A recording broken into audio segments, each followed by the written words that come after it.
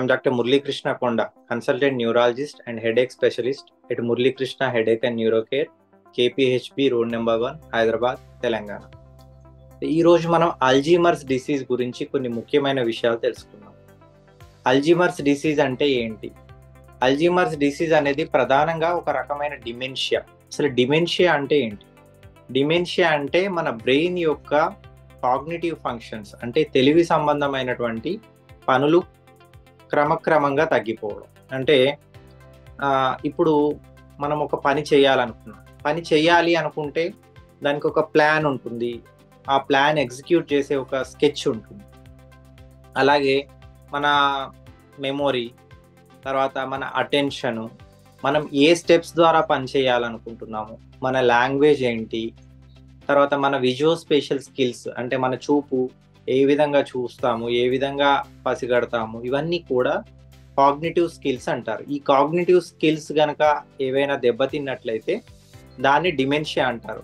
చాలా మంది డిమెన్షియా అంటే ఓన్లీ మతిమరుపు అనే అనుకుంటున్నారు, కానీ మతిమరుపు కాకుండా ఇవన్నీ, అంటే మన బిహేవియర్ కూడా, మనం సోషల్గా ఎలా బిహేవియర్ చేస్తున్నాము, 10 మందిలో ఎలా మాట్లాడుతున్నాము, మన సోషల్ బిహేవియర్ అప్రోప్రియేట్గా ఉంటుందా లేదా, ఇవన్నీ కూడా కాగ్నిటివ్ ఫంక్షన్స్లో వస్తాయి. దీంట్లో చాలా ముఖ్యమైనది, అందరికీ తెలియాల్సింది ఏంటంటే అల్జీమర్స్. ఎందుకు తెలియాలి అంటే, అల్జీమర్స్ అనేది ఎర్లీ దశల్లో, అంటే వ్యాధి అనేది ముదరక ముందే కనుక మనం దొరకబట్టినట్లయితే, మనం దాన్ని డయాగ్నోస్ చేయగలిగినట్లయితే కొంత బెటర్గా ఉంటుంది పేషెంట్కి. లేకపోతే అడ్వాన్స్డ్ స్టేజ్లో మనం పెద్దగా చేయడానికి ఏముండదు. ఒక అంచనా ఏంటంటే, దాదాపు మన హైదరాబాద్ ప్రాంతంలోనే ఒక 20,000 మంది డిమెన్షియా పేషెంట్లు ఉన్నట్టుగా ప్రెజెంట్ అంచనా నడుస్తుంది. కాబట్టి తెలిసి ఉండడం, ఈ లక్షణాలు గుర్తించగలగడం చాలా ఇంపార్టెంట్. అల్జీమర్స్లో ప్రధానంగా జరిగేది ఏంటంటే రీసెంట్ మెమొరీ దెబ్బతింటుంది. రీసెంట్ మెమొరీ అంటే ఈరోజు మార్నింగ్ ఏం తిన్నాము, ఈరోజు నిన్న ఏం జరిగింది, లాస్ట్ వీక్ ఏం జరిగింది, ఇవి దెబ్బతింటాయి. ఇవి రిజిస్టర్ అవ్వవు. రీకాల్ అనేది ఆబ్వియస్లీ రిజిస్టర్ అయితేనే రీకాల్ ఉంటుంది, కాబట్టి ఇవి రిజిస్టర్ కాకపోవడం వల్ల ప్రాబ్లం ఉంటుంది. వేరే పాతవి, అంటే కొన్ని సంవత్సరాల క్రితం జరిగినవి, చిన్నప్పుడు జరిగినవి చాలా బాగా గుర్తుంటాయి. కాబట్టి పేషెంట్స్ వచ్చి ఏమని చెప్తారంటే, సార్ మెమొరీ ప్రాబ్లం ఏం లేదు, వాళ్ళకి ఎప్పుడో చెప్తున్నారు, ఎప్పుడో చెప్పినందుకు ఇప్పుడు చెప్పలేకపోవడం ఏముంటుంది సార్, మెమొరీ ప్రాబ్లం కాదు, కావాలని యాక్టింగ్ చేస్తున్నారని కొందరు పాపం అంటారు. కానీ ఏంటంటే ఈ రీసెంట్ ఈవెంట్స్ రిజిస్టర్ అవ్వవు, రీకాల్ అవ్వవు. అదే కాకుండా విజువోస్పేషియల్ డిఫికల్టీస్ ఉంటాయి. అంటే అదే కాలనీలో, అదే ఇంట్లో దాదాపు ఒక 15-20 ఏళ్ళ నుంచి ఉంటారు, కానీ ఇప్పుడు ఏమవుతుంది అంటే కన్ఫ్యూజ్ అవుతారు. ఆ వాష్రూమ్ ఎక్కడుంది, వంట రూమ్ ఎక్కడుంది, లేకపోతే పూజ రూమ్ ఎక్కడుంది, హాల్ ఎక్కడుంది, ఒక కన్ఫ్యూజన్ అనమాట. లేకపోతే అదే కాలనీలో పక్కింట్లోకి వెళ్ళిపోతారు, లేకపోతే కాలనీలో తప్పిపోతూ ఉంటారు. తెలిసిన దారులైనా కూడా కొంత కన్ఫ్యూజన్ ఏర్పడుతుంది. అంటే ఏ మూలన ఏది ఉంది, ఏ దారిన వెళ్తే ఏదొస్తుంది అనే స్కెచ్ క్రమక్రమంగా దెబ్బతింటూ ఉంటుంది. ఈ విధంగా ఉండడంతో పాటు క్రమేణా మూడ్ దెబ్బతినడము, లేకపోతే డల్గా ఎపతి రావడం, ఒకటే చోట కూర్చోవడం, నిర్లిప్తంగా కూర్చోవడం, దేనిపైన శ్రద్ధ లేకపోవడము, రాను రాను ఇంకా డల్ అయిపోతే ఏమవుతుందంటే లాస్ట్కి అసలు ఆహారం కూడా అడగరు, నీళ్లు కూడా అడగరు, డల్గా కూర్చొనే ఉంటారు. ఇది వ్యాధి ముదిరిన తర్వాత జరిగేటువంటిది. కాబట్టి ముందు దశలో గుర్తించినట్లయితే అసలు ఎందుకు వస్తుంది అంటే చాలా కారణాలు ఉన్నాయి. ఒకటి జన్యుపరమైన కారణాల వల్ల వస్తుంది, దాన్ని ఎవరు మార్చలేరు.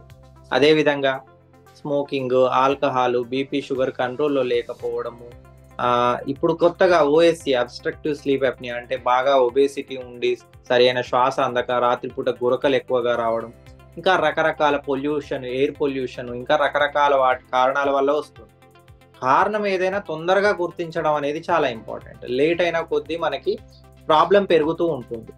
అర్లీగా గుర్తిస్తే బెటర్. అసలు బ్రెయిన్లో ఉండేటువంటి ఎసిటైల్ కోలిన్ అనేటువంటిది ఒక న్యూరో ట్రాన్స్మిటర్, ఒక కెమికల్ తగ్గిపోవడం వల్ల, మీడియల్ టెంపరల్ లోబ్స్ అనే బ్రెయిన్ భాగంలో ఈ కెమికల్ తగ్గిపోవడం వల్ల ఈ జబ్బు స్టార్ట్ అవుతుంది. క్రమేణా టెంపరల్ లోబు, పెరైటల్ లోబు దెబ్బతినడం వల్ల మనకి ఆ లోబ్స్, ఆ బ్రెయిన్లో ఆ లోబ్స్ చేసేటువంటి ఫంక్షన్స్ దెబ్బతినడము, రాను కరెన్సీ కూడా డీల్ చేయలేరు, చెక్కులు డీల్ చేయలేరు, వాళ్ళ బ్యాంక్ అకౌంట్స్ డీల్ చేయలేరు, ఇవన్నీ జరుగుతూ ఉంటాయి అన్నమాట.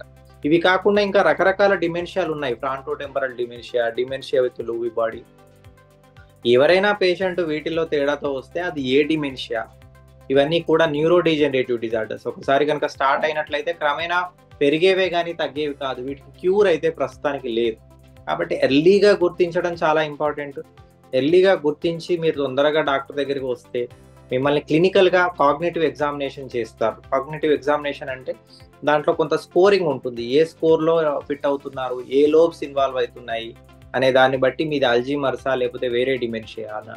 ఒక్కోసారి అంటే సూడో డిమెన్షియాస్ ఉంటాయి. అంటే విటమిన్ B12 తగ్గినా కూడా, లేకపోతే థైరాయిడ్ ప్రాబ్లం ఉన్నా కూడా కొంత డిమెన్షియా వచ్చిన బిహేవియర్ ఉంటుంది.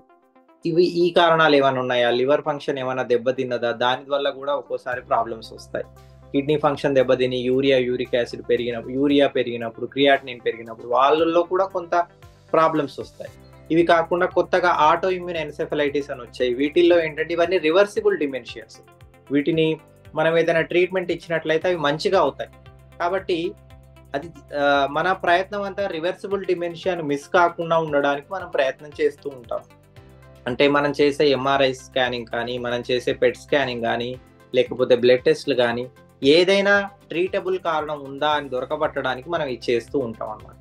కాబట్టి అదేవిధంగా కేర్ గివర్ బర్డెన్, ఒకసారి అల్జీమర్స్ వచ్చాక వాళ్ళు ప్రతిదీ మర్చిపోవడము, వాళ్ళు వేసుకునే మందులు మర్చిపోవడము, తర్వాత వాళ్ళని చూసుకునేటువంటి కేర్ గివర్ అనే వాళ్ళు కూడా క్రమక్రమంగా వాళ్ళపైన బర్డెన్ పడిపోయి వాళ్ళకి బర్న్ట్ అవుట్ వచ్చేస్తుంది. వాళ్ళకి ఇంకా సేవ చేయలేము, ఇంకా మా వల్ల కూడా కావట్లేదు అనేటువంటి ప్రాబ్లం వస్తుంది. కాబట్టి వీళ్ళందరినీ ఎప్పటికప్పుడు మానసికంగా స్థైర్యం ఇస్తూ, తొందరగా మనం ఒక గ్రూప్స్లో ఏర్పాటు చేస్తూ, వాళ్ళకి ఏ విధమైన ప్రాబ్లమ్స్ వస్తున్నాయి, ఎలా అప్రోచ్ అవుతే బాగుంటుంది అని ఇప్పుడు కొత్తగా అల్జీమర్స్ గ్రూప్స్ కూడా వచ్చాయి.